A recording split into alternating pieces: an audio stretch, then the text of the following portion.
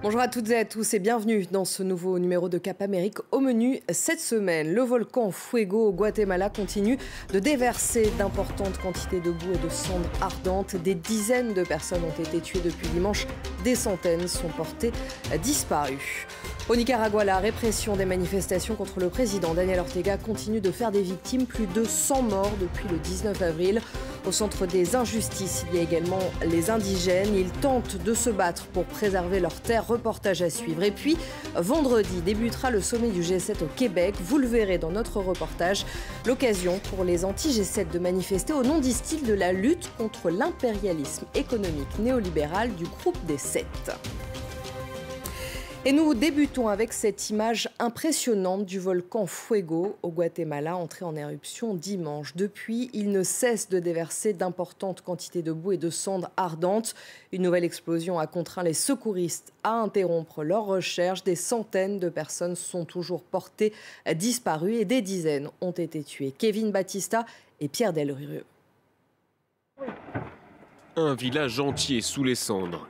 San Miguel Los Lotes se trouve dans la région la plus touchée par les destructions. Les secours s'activent toujours, mais à présent sans grand espoir de retrouver des survivants. Nous participons aussi aux recherches. Une de mes filles n'est pas réapparue. Alors on vient voir, pour tenter de la sauver, ou au moins récupérer son corps, pour au moins l'avoir avec nous. Ce village se trouve à une trentaine de kilomètres au sud-ouest de Guatemala City, la capitale du pays. Une zone que les médias locaux appellent désormais la zone zéro. Les colonnes de fumée remplies de cendres et de roches se sont dispersées dans toute la région pendant près de 16 heures. Plus de 3000 personnes ont dû être évacuées en urgence. Les opérations de secours sont aussi régulièrement perturbées par les explosions et la menace d'une nouvelle éruption. Ceux qui ont tout perdu se tournent désormais vers l'État. On espère que le gouvernement va nous aider. On n'a nulle part où aller. On a vraiment tout perdu, la maison, les affaires, il ne reste plus rien. Lundi, le président Jimmy Morales s'est rendu dans les zones sinistrées. Il a ordonné l'état d'urgence et promis des aides à la reconstruction. Et nous nous rendons à présent au Nicaragua où la répression du mouvement social se durcit toujours plus depuis le 19 avril.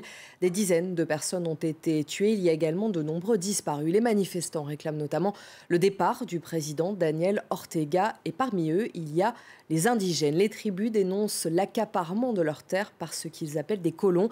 Des personnes proches du chef de l'État qui n'hésitent pas à utiliser la force pour les déloger. C'est un reportage signé Manon Heurtel. Ils sont venus des 4 coins du pays, certains en pirogue, d'autres en camion. Qu'ils s'en aillent, qu'ils s'en aillent! Les indigènes du Nicaragua sont au cœur des manifestations qui enflamment le pays depuis plus d'un mois. Les colonies indigènes ont subi trop de massacres organisés par Daniel Ortega.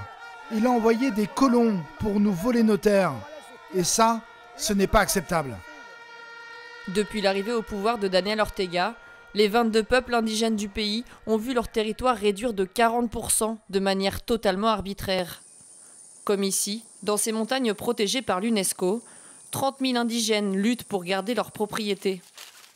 Benito s'est fait expulser en 2013. De ce poteau ici jusqu'à l'arbre là-bas, c'est notre terrain. Cette terre appartenait à nos ancêtres, à la famille de mon père et de mon grand-père. C'est pour ça que nous luttons. Ça nous a toujours appartenu. Comme 36 autres familles, Benito a perdu ses terres au profit de ceux que les indigènes appellent les colons. Des entreprises qu'ils accusent de détruire illégalement leurs forêts. Daniel Ortega y aurait installé ses proches pour faire commerce du bois. Benito et ses amis ont intenté une action en justice pour récupérer leurs biens. Je voudrais qu'il me restitue cette partie du terrain. C'est délimité ici, et puis là. Humberto, le président de la communauté, se charge de les représenter au tribunal. Ce qui est sûr, c'est qu'il y a une partialité de la part de la justice et de la police nationale pour favoriser les colons. C'est évident. Ceci est le titre de propriété original de la communauté indigène de Rinotega, datant de 1723. C'est lui qui prouve que nous sommes les seuls propriétaires de ces terres. Par 2 fois, la justice leur a donné raison. Pourtant, ces indigènes vivent toujours dans des campements de fortune. Sans terre à cultiver, Benito n'a plus aucun revenu. Voilà ce que nous mangeons tous les jours, seulement des haricots et des tortillas. Depuis qu'ils nous ont expulsés de la propriété, nous n'avons plus de récolte à vendre. Donc, on ne peut plus rien acheter pour manger correctement. Pour retrouver leur terrain et leur honneur, les indigènes de la réserve et de tout le pays comptent maintenant sur la chute de Daniel Ortega. Et puis direction les États-Unis, on va revenir sur cette semaine mouvementée de Donald Trump. Un nouveau tweet du président fait débat, le voici. Comme cela a été stipulé par de nombreux spécialistes du droit, j'ai le droit absolu de me gracier. Mais pourquoi le ferais-je alors que je n'ai rien à me reprocher? Le président américain a affirmé une nouvelle fois qu'il faisait l'objet d'une chasse aux sorcières dans le cadre de l'enquête sur l'ingérence russe dans la présidentielle de 2016. Donald Trump toujours qui a annoncé que les Philadelphia Eagles ne visiteraient pas la Maison-Blanche. Le président américain a retiré l'invitation des derniers vainqueurs du Super Bowl en raison du geste de certains joueurs de mettre un genou à terre pendant l'hymne national. Un signe en solidarité suite aux violences raciales dans le pays qui n'a pas du tout plu au chef de l'État. Et puis selon CNN, le dernier échange téléphonique entre Donald Trump et Emmanuel Macron se serait mal passé, tout simplement mauvais. C'était terrible, a rapporté un officiel de la Maison-Blanche. Les 2 chefs d'État auraient échangé au sujet de la hausse des taxes américaines sur l'acier et l'aluminium. Et voici le chiffre de la semaine, 605 millions de dollars canadiens. Vous le voyez, c'est le coût estimé du sommet du G7 qui débute vendredi au Québec. Seront réunies les 7 principales puissances industrielles mondiales, dont la France et les États-Unis. L'occasion pour les anti-G7 de manifester au nom, disent-ils, de la lutte contre l'impérialisme économique néolibéral du groupe des 7. C'est un reportage de notre correspondant à Montréal, François Riouet. Derrière cette porte d'un centre social de Montréal, des militants anti-G7 sont en réunion, mais notre caméra y est interdite. L'un des coordinateurs de l'organisation accepte de nous expliquer pourquoi, à l'extérieur du bâtiment. Il y a contestation des sommets précédents.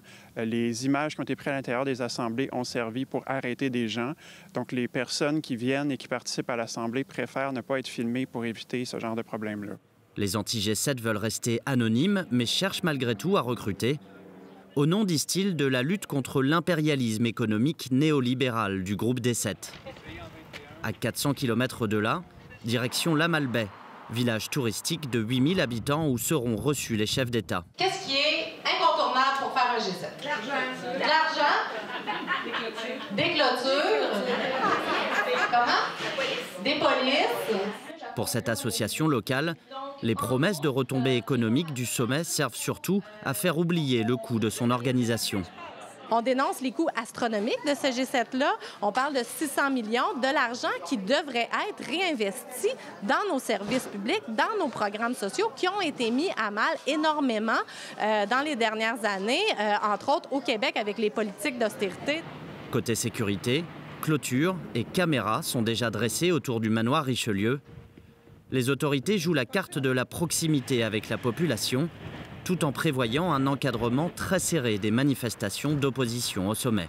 Cela fait partie des mesures de sécurité et on ne dévoile pas le nombre exact de policiers qui viendront travailler ici, mais on peut vous dire que ce sera des milliers de policiers. Nous sommes préparés en conséquence et s'il y a des débordements, nous sommes prêts. Outre le réseau de résistance anti-G7 et ses alliés, certains mouvements d'extrême droite et les Black Blocs pourraient manifester contre le sommet du G7. Ici, à La Malbaie, ils n'auront en tout cas que ce parking de 100 mètres par 80 pour protester. Le reste des manifestations devra se faire à 140 km au sud d'ici, dans la ville de Québec. Et c'est la fin de ce magazine. Merci de votre attention. L'information continue sur France 24.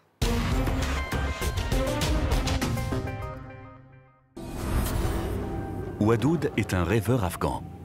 Chaque matin à Kaboul, il se lève pour son idéal, un grand procès où seraient jugés les criminels de guerre. Pourtant, à chaque minute, en recueillant des témoignages, il risque sa vie. Les talibans lui ont fait entendre qu'il était sur leur liste noire. Mais même la femme de sa vie ne saurait l'empêcher de poursuivre sa quête de justice. Lorsqu'il part de la maison le matin, je suis contente pour lui. Mais d'un autre côté, j'ai aussi très peur. Je me demande, reviendra-t-il ce soir? Reporter, présenté par Antoine Cormery, à voir sur France 24 et france24.com. Retrouvez la météo avec La Forêt. La Forêt estime votre bien.